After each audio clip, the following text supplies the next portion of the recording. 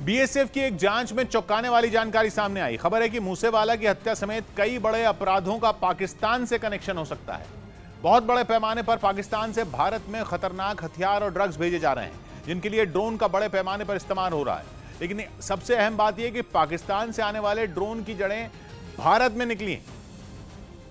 मतलब ये कि भारत से ही ये ड्रोन पहले पाकिस्तान भेजे जाते हैं, फिर पाकिस्तान में बैठे लोग ड्रोन में हथियार, बम, ड्रग्स, कैश या कोई भी सामान लोड करते हैं, फिर वही ड्रोन लौट कर भारत आते हैं। लेकिन अब बीएसएफ की तकनीकी टीम इस ड्रोन वाली साजिश की जड़ तक पहुंच गई। खिलौने जैसे ड्रोन के जरिए पाकिस्तान भारत में लंबे समय से गड़बड़ी फैलाने में लगा है। पता चला है कि सिद्धू मूसेवाला की हत्या जैसे अपराधों में भी पाकिस्तान की बड़ी भूमिका हो सकती है।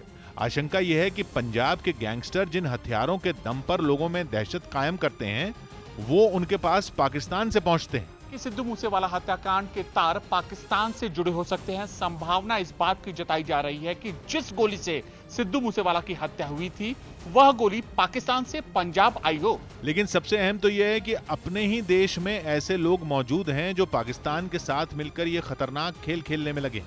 अब तक कई बार पाकिस्तान से आने वाले ड्रोन पकड़े जा चुके हैं। कई बार तो इन्हें लावारिस हालत में बरामद किया गया, तो कई बार ड्रोन से गिराए गए हथियार और ड्रग्स पुलिस ने जब्त किए। हर बार यही समझा जा रहा था कि पाकिस्तान ही इस खेल का सूत्रधार है, जबकि नई थ्योरी के मुताबिक असली खलनायक तो अपने ही देश में बैठे हैं, जो पाकिस्तान से कुछ भी मंगवाने के लिए ड्रोन का इस्तेमाल कर रहे हैं। इस खेल का पता तब लगा जब बीएसएफ की तकनीकी टीम ने पकड़े गए कुछ ड्रोन की जांच की। आमतौर पर ड्रोन में उसकी लोकेशन से जुड़ी हिस्ट्री का डेटा मौजूद रहता है। मतलब उसकी जांच से यह पता लगाया जा सकता है कि वो कहां से आया, कहां गया, मतलब उसकी चाल का पूरा ब्यौरा। जब पकड़े गए ड्रोन की जांच की गई तो बीएसएफ के अधिकारी हैरान रह गए, क्योंकि पता चला कि ये ड्रोन आए तो पाकिस्तान से ही हैं, लेकिन पहले ये भारत से पाकिस्तान गए थे। मतलब ये कि पहले भारत से ही किसी ने इन्हें पाकिस्तान भेजा और फिर पाकिस्तान से इन्हें भारत भेज दिया गया। एजेंसियों को पंजाब के अमृतसर और तरन तारण जिलों की कुछ ऐसी लोकेशन भी पता चली जहां से ये ड्रोन पाकिस्तान भेजे गए थे। लेकिन जांच के बाद पंजाब पुलिस और बीएसएफ की टीमें जो भारत में बैठकर लुका छिपी का खेल खेल रहे हैं।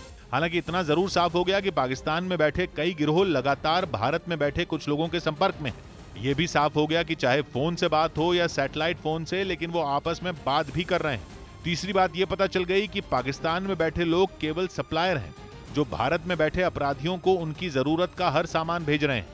अब पुलिस के सामने चुनौती है भारत में बैठे उन लोगों की तलाश करने की जो पाकिस्तान के इस नए कुरियर सिस्टम का खुलकर इस्तेमाल कर रहे हैं। सबसे अहम बात यह कि भारतीय जांच एजेंसियों को उन जगहों की भी पक्की खबर मिली है जहां से ड्रोन सीमा पार भेजे जा रहे थे, इसीलिए उन जगहों पर चौकसी बढ़ा दी गई है। इसके अलावा सीमा के पास के गांव में हर उस शख्स पर नजर रखी जा रही है जिस पर इस नेटवर्क से जुड़े होने का शक हो। लेकिन जांच एजेंसियों की सबसे बड़ी परेशानी यह है कि वो सीमा पार से आने वाले ड्रोन को रोकने का कोई पक्का रास्ता ढूंढ नहीं पाई है, जिसकी वजह से इस परेशानी का जड़ से खात्मा नहीं हो पा रहा।